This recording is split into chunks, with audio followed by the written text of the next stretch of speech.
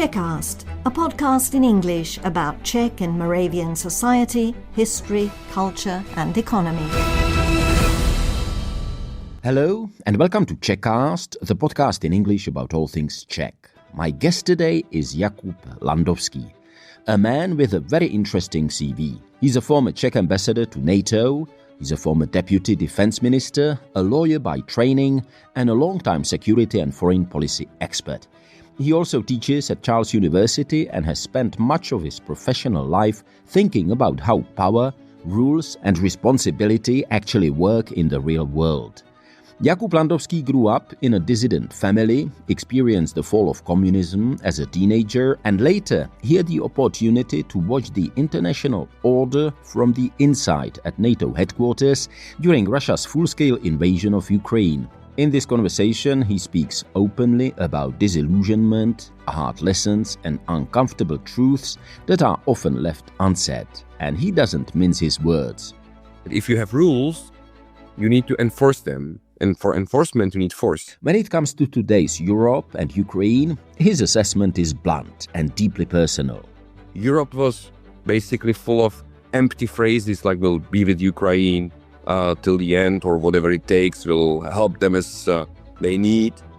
No numbers, no strategy for the war, very little information, bad coordination. And then the war stalled. And then the tides of war were turning against Ukraine. And I was really, broken by that. And I remember one night, I told to my wife, if we don't have a strategy, if we don't commit resources, if we don't have a good plan that everybody agrees with, we cannot win the war. So where does he find hope, if at all, in a world that seems increasingly unstable? What gives me hope is also the fact that our systems were working very differently and much more better under stress. So the fact that we're going to have a lot of stress doesn't scare me. It gives me a confidence that under the stress, so many issues will become secondary and we will focus on the important things and will make them work. You are listening to Czechast, a conversation about power and principles, fear and responsibility, and about what it means to live in a relatively small country in a dangerous world.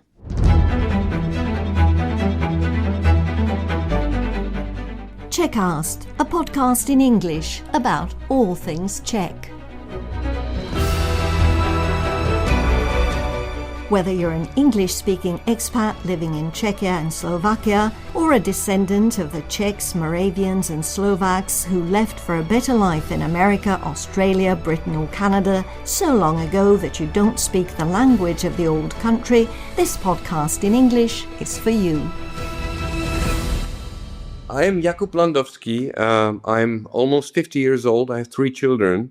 I serve in the military, but mostly I was serving my own country on civilian positions. I was working as a deputy minister of defense for 5 years, and then I served 5 years as a NATO ambassador during the war in Ukraine.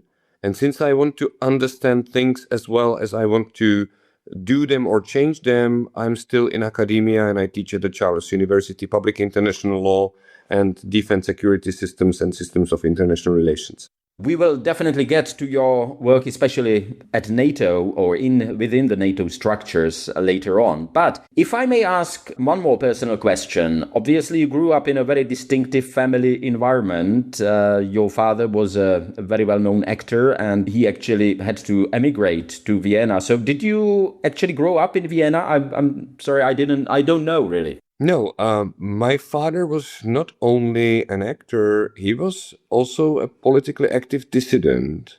And that caused his involuntary leave of the Czech Republic. And he was never allowed to return back even if he wanted to. So I lived in Vienna with him very briefly with my mother. But she couldn't carry on in a foreign country, foreign environment. So she took me back after half a year, back behind the Iron Curtain.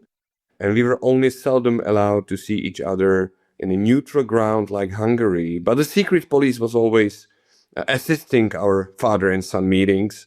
So it was a lot of fun.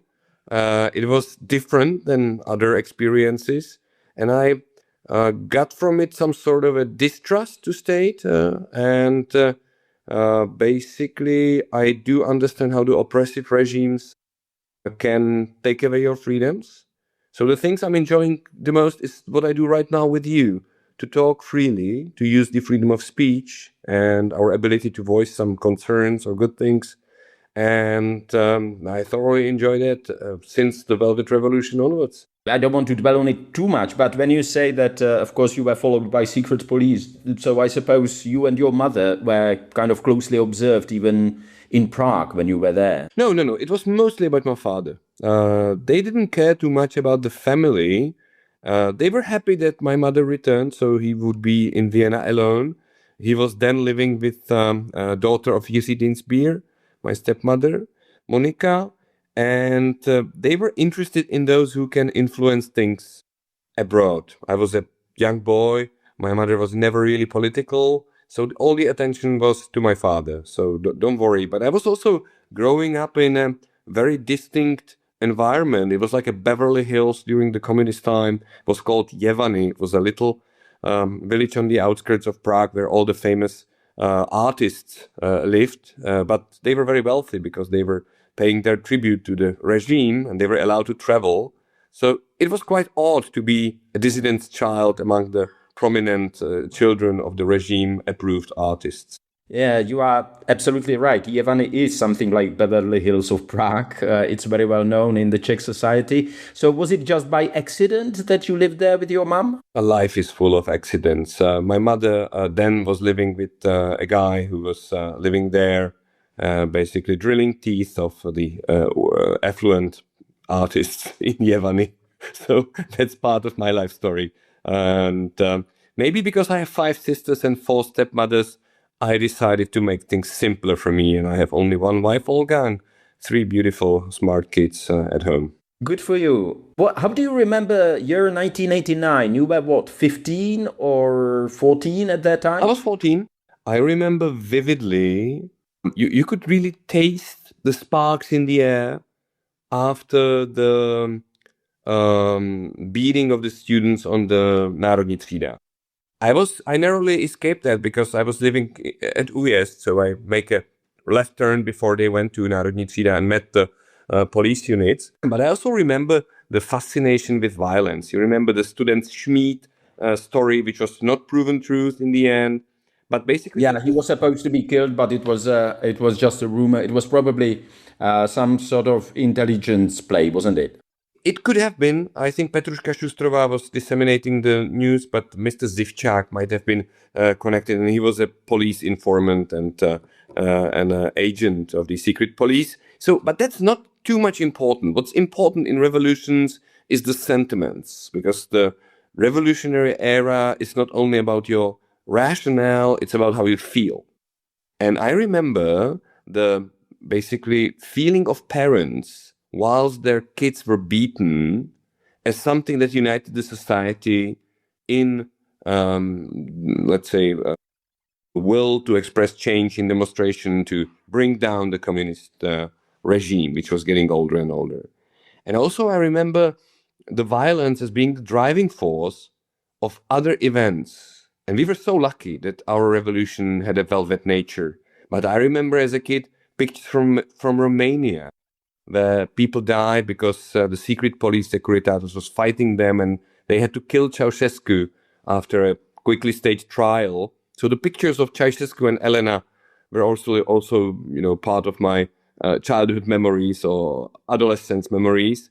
And apart from freedom, this feeling that things can go wrong and people start to shoot was still with me one way or the other. And maybe in retrospect, it was one of the reasons I chose a career path which I chose, because I was supposed to be a lawyer. My revolt against my Bohemian parents was that I was very orderly and I studied law at Charles University. But then I shifted to defense, security, foreign affairs, and I stayed there ever since. So you switched faculties when you studied? No, I did them both. I finished law elsewhere, and I remained at the Faculty of Social Sciences, Czechast University, where I did my PhD and where I still teach. Right. So how did you get involved in politics? Because you were very close to Czech Social Democratic Party. Well, right? yeah, I was a member. I remember I returned from the US, and another like important moment in my life. I was in US twice. Both visits changed me. First was year 1991, and I was there in Alaska, tending the dogs that were pulling the sled in the winter, You were a musher? hunting, fishing, riding quad bikes.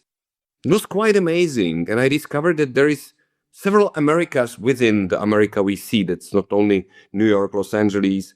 It is rural America, which is its own distinct culture, which is much more self-reliant, very distrustful to the government. And I had it firsthand in Alaska, so I changed. I returned. I'm a hunter here. This is my hobby. And then next time I was basically traveling in the West Coast. You wouldn't believe, but as a model for Levi Strauss jeans, it didn't change me too much. But then I went there for a Fulbright scholarship, which is an American scholarship for talented individuals that will do something interesting to open the America to them. And I chose Oregon State University. And I was studying water conflict and cooperation, which is still a thing. Not too much dwell on it. But I admired greatly on the American society that they can stood up and express their views without fear, very eloquently, simply, because they know that the discussion in public is the best correction mechanism for democracy, for university environment. And I would join Democrats then because I was so young. So I returned back. Social democracy was an opposition party. I said to myself, I should be able to walk the talk, and I joined politics. But I grasped it differently. I never, was into business and influence, which was the bread and butter of the Prague social democracy. So I was more of a rebel in the social democracy, pointing out what's wrong in our, program and strategy. And I was proven right by the very sad demise of this political party, but also I was evolving in my political thinking, and I became more and more conservative gradually through the years. And now I much more want to cherish something I discovered in life rather than think about the utopian future and discovering of something that will satisfy our human needs. So it's a natural course of action, and now I think I'm much more conservative than I used to be. And I left social democracy. I was no longer ready to be associated with them. I still have a soft spot for America, so I was trying to bring to the center the American organization, which is called the Aspen Institute, but it's hopelessly globalistic for my taste. So I didn't succeed in that, even though I tried. I spoke to the luminaries in New York to make it an open place for an open debate and not so much a beacon of globalistic thinking in America and the world. And now I'm more associated with people who are conservative or right-wing in their thinking and opinions. So, in a way, you went the full circle, right? I went the From church left in a way. You mentioned globalistic thinking in relation to Aspen Institute. If you were to explain what you mean, I mean, can you give an example of globalistic thinking? It's very simple. There was a movement, a very elite movement in the world, which basically relied on the Western supremacy of Western values, on the spread of free markets, more interconnectedness through internet and other inventions will bring the world to unity first. And then we thought that the Western elites will basically rule the world. These are the ideas of unconstrained migration. These are the ideas of international institutions, the ideas of international legalistic order that would actually work, not like this one, which is not working at all, or not working perfectly. So these ideas were not shared by the majority of the world's population. So the world was never united or similar or basically one. And at the same time, it created a rift in our own societies that were distrustful of the processes that globalization brings. I think migration in Europe is a prime example. And also the fact that you are more connected to others doesn't guarantee your less violent nature or less conflictive behavior. To the contrary, I think the fact that the world is so interconnected now will lead to more smaller conflicts than if we were living without much contact in our, let's say, historic communities. So it's interesting to see how ideas blind people's vision for the future and they pursue them blindly, even though they don't bring results. So Europe went from 25% of the GDP to 14%.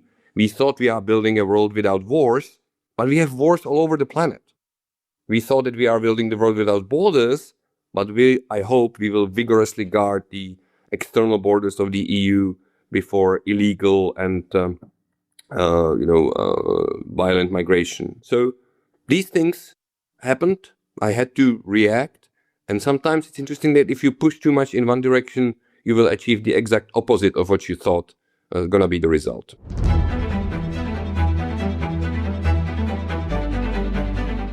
You are listening to Czechast, the podcast in English about all things Czech. The guest is Jakub Landovský, former Czech ambassador to NATO, former deputy defense minister, and a long-time security and foreign policy expert who also teaches at Charles University.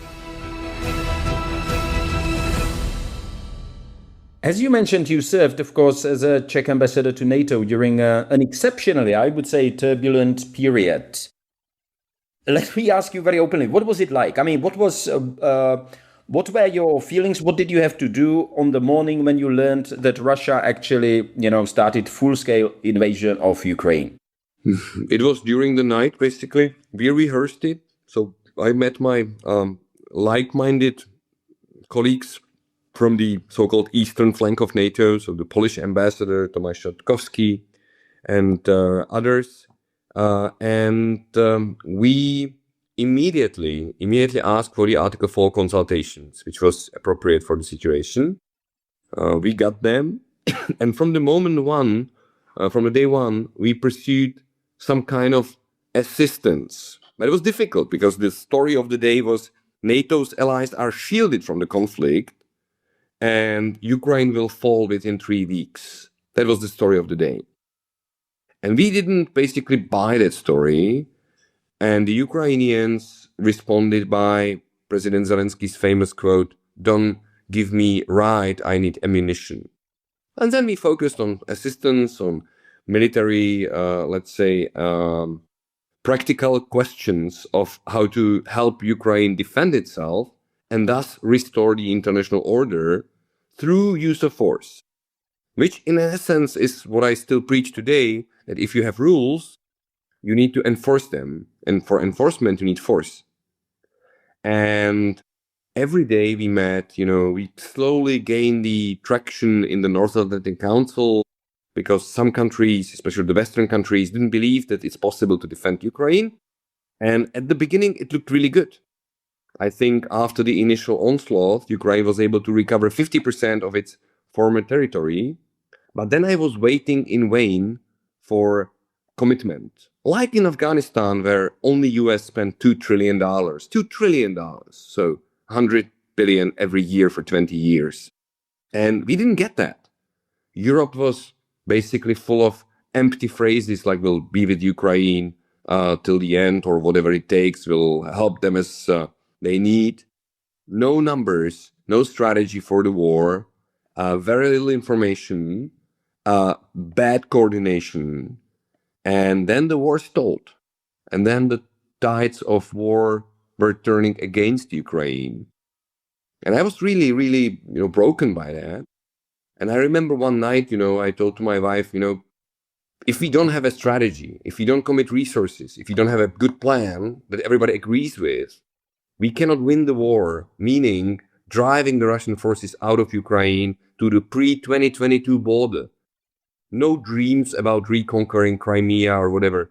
I think the restoration of 2022 was an achievable goal, but it was not pursued with serious effort, including commitment of financial resources and military help. And thus, the turn of tide reversed. And now I pray for war to stop. I pray for Ukrainians to follow the footpath of Finland, which is difficult, but can lead to saving the nation. And I just stopped, relying on the world to win the war. I continued helping as a person. I went there several times, brought some drones with me, with friends, so I saw the situation even on the line, on the front. But I don't force anybody to do that. It's a personal decision. It's just how I can, live with myself. But I don't think without a strategy, commitment of resources, and truthful effort, you can achieve anything in this world. So that's why I'm now in a camp of people who say, like the US, war needs to stop because every day brings Russia closer to more gains than yesterday. Have you been, I don't know, maybe even frustrated with the situation that, as you mentioned, I mean, there were a lot of, strong words about support we are with Ukraine, but as we say in Czech, quite often skutek utek, or kež by nám to vlastenčení z úst do rukou zejtráčilo, as used to be said. Oh, those are beautiful. I didn't know the second one. Sounds great. Yeah. Of course, it's frustrating. It's like distortion between your professional approach and your personal feelings about the situation. But we are professionals, and we don't decide. Like the people in this, army positions, diplomatic positions, they need to follow the political will, which is rooted in the support of population, which is transmitted through elections. So it's about reconciling your views with the general direction.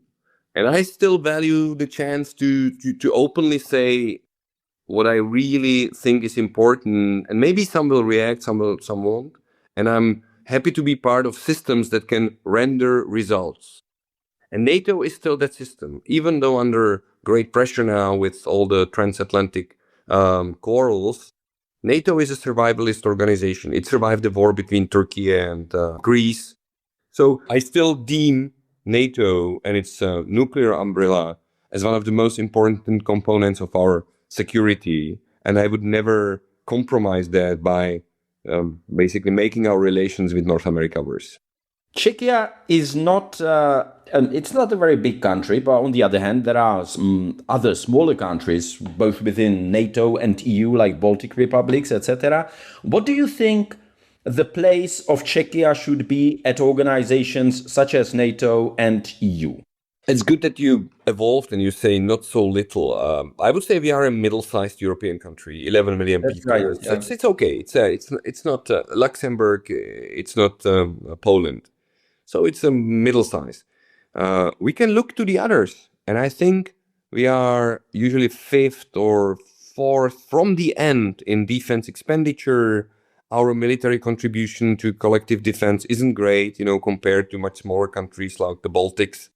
I think we should, go to see ourselves in the mirror of numbers, because that's justified and looks the same across the alliance, and try to prioritize what's important.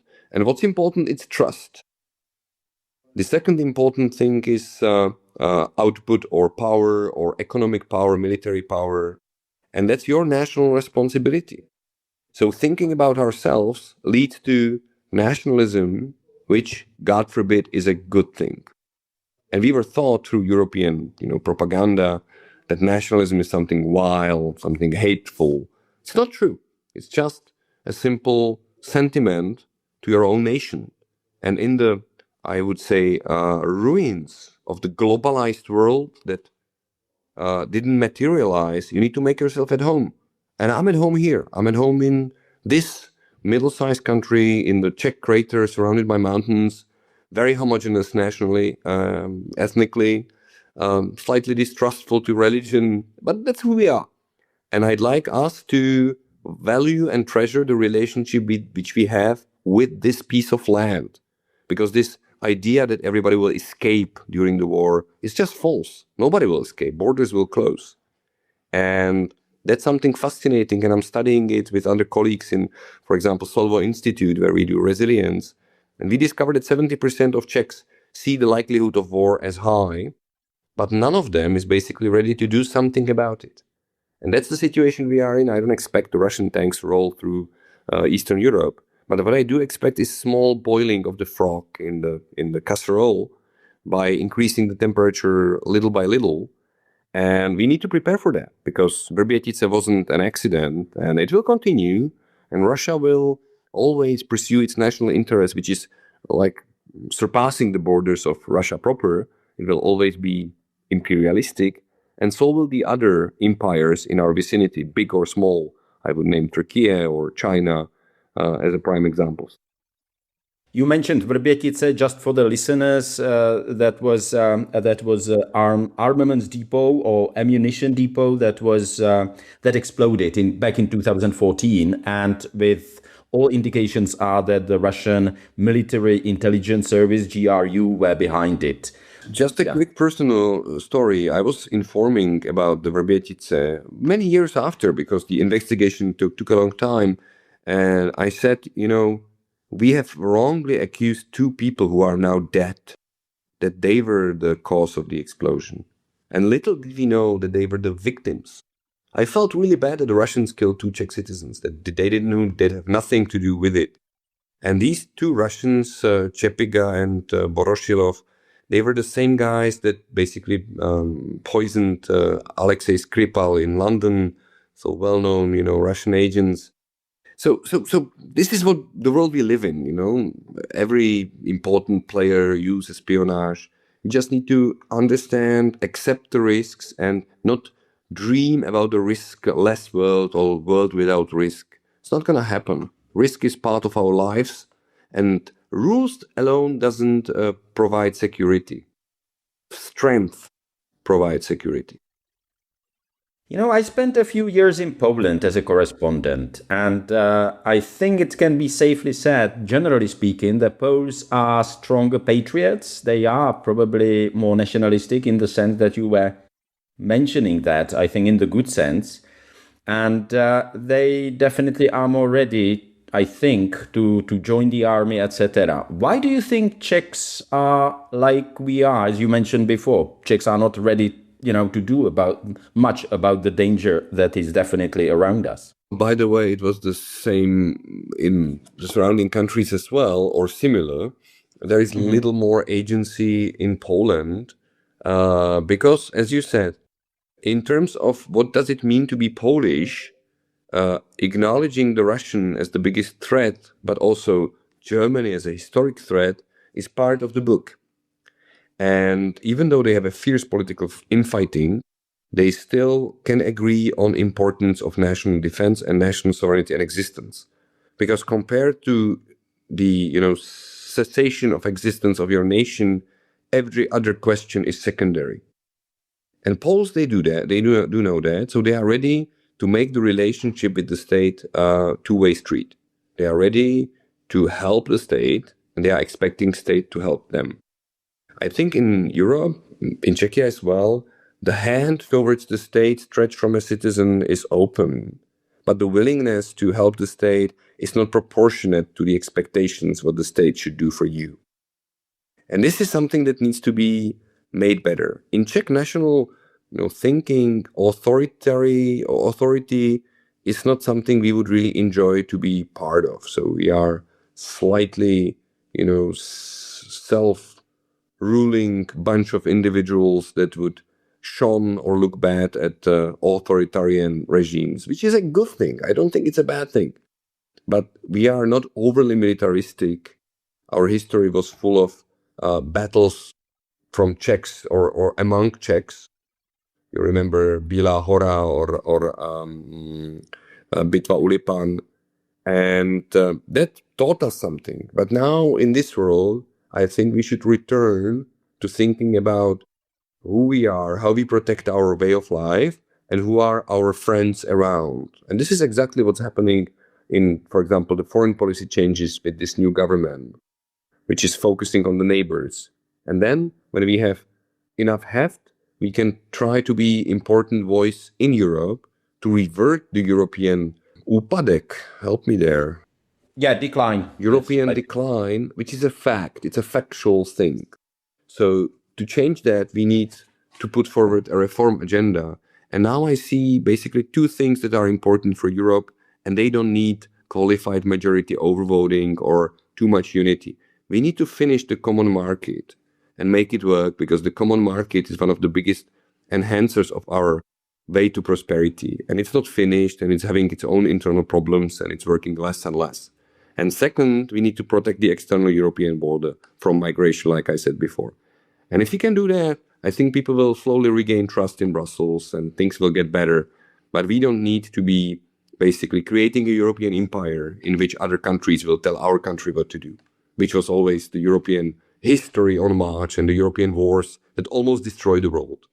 Happily, friends from overseas helped us, but one of those who helped us was Russia, and then created the situation in which we were on the wrong side of the Iron Curtain in the Cold. Let me ask you, if you had to rank today's threats for Czechia, military, hybrid, cyber, societal, which worries you as a let me say, a student, of security, experienced, how shall I put it, an experienced reader of security situation in the world and in Central Europe? What worries you most and why? This is a good one, because in understanding threats, you need to combine two factors. One is probability that the threat will manifest itself, it will turn into reality. And the second is severity of the effects. And I think when I, for example, see the Russian drone operations inside Europe with the airports in Denmark or Germany or elsewhere, I see those drone operations as fulfilling both. They are highly likely, easy to orchestrate, and their effects, for example, collision with a civilian aircraft full of people, are quite severe. They wouldn't bring you down to your knees, but they are quite severe. So I see this hybrid meddling below the threshold of war without basically doing those things on your own account in terms of Russia will, accept responsibility for those actions as the most likely and already happening. This includes cyber, in which we are also overly reliant on the American systems. It includes, mischief in space and space intelligence, for example, in which Europe isn't able to put up too much satellites because we lack the rocketry needed for that, or we are incompetitive. I see espionage as the first line of effort, and also resilience and cohesion of society as the first line of efforts against this, harmful codes in our society. I still value freedom of speech, like I said many times, so I'm against any kind of censorship. It's not a good way to fight the foreign narratives. It's better to educate, it's better to let the free debate and also explain, but not to tutor people in terms of curating what they're gonna read or not. And then you have the strategic situation, and that's nuclear backbone, that's always there. And in this sense, the, let's say, advantage of Russia towards Europe or against Europe is 10-1. So we need Americans here. We need American burden sharing and American nuclear umbrella. Second is the basically destruction of our unity, the second biggest threat, which means Russians will be cheering that the US and Europe doesn't find a common language. I see migration without control and radicalism as a threat still. It's gonna take its course, and it cannot be neglected. And lastly, I would say that the AI can really shift things, distort things in a great way, but also it's too important to be left out from our portfolio. So we need to do it, and it can bring autonomous killing machines. It can bring changes in society that are disrupting the fabric of society. So I would count the technological development as a category in its own, especially biological weapons. So the portfolio is quite varied. There is no one single event that I would focus on. It's about surviving these 5 years of transition from one world order to another, maybe 10 years. I don't know how long the period is going to be, but we should exclude two scenarios. One is the big war repetition, like the World War III. And second is we will lose slowly our importance in the world and wane in Eurasia, or let's basically cease to exist as a civilization or as independent countries slowly. So not too fast, World War, not a slow decadence. I don't want to end on this kind of rather unoptimistic note. Let me ask you lastly like this. What gives you hope for Czechia and for Europe? What gives me hope? My family, children, my colleagues in the military. I'm serving as an active reservist. People who are able to think about what you say and not start to hate you outright. So people who are able to discuss, people who are able to express themselves freely. What gives me hope is also the fact that our systems were working very differently and much more better under stress. So the fact that we're going to have a lot of stress doesn't scare me. It gives me a confidence that under the stress, so many issues will become secondary and we will focus on the important things and will make them work. Yeah, that's about it. And I think the search of truth in the world today, which is brought by the European political development and the US political development, is something that, even though it hurts, brings us to better world. It's a transition period, but it will bring us to better world.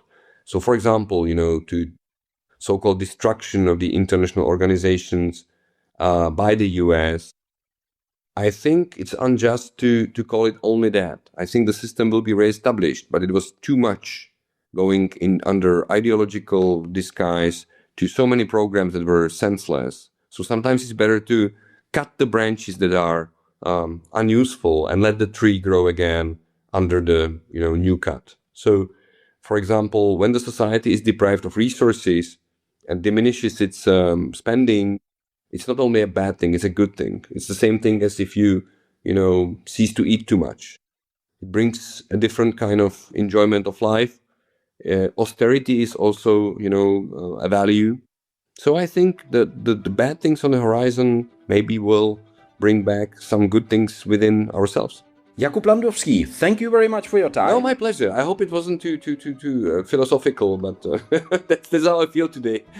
No, it was great. Thank you, and I hope to speak to you soon again. Many thanks. Have a beautiful day. Bye-bye, Vít.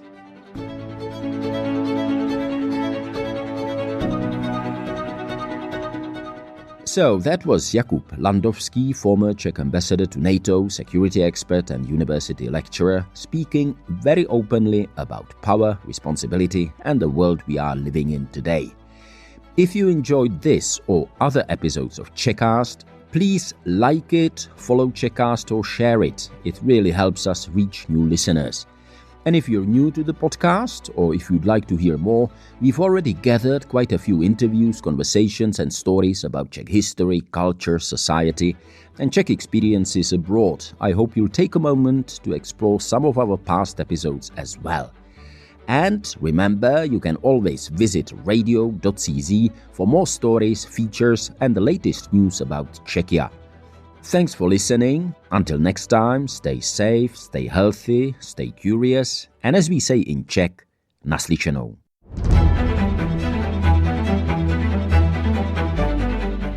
Czechast, a podcast in English about all things Czech. Whether you're an English-speaking expat living in Czechia and Slovakia, or a descendant of the Czechs, Moravians and Slovaks who left for a better life in America, Australia, Britain or Canada so long ago that you don't speak the language of the old country, this podcast in English is for you.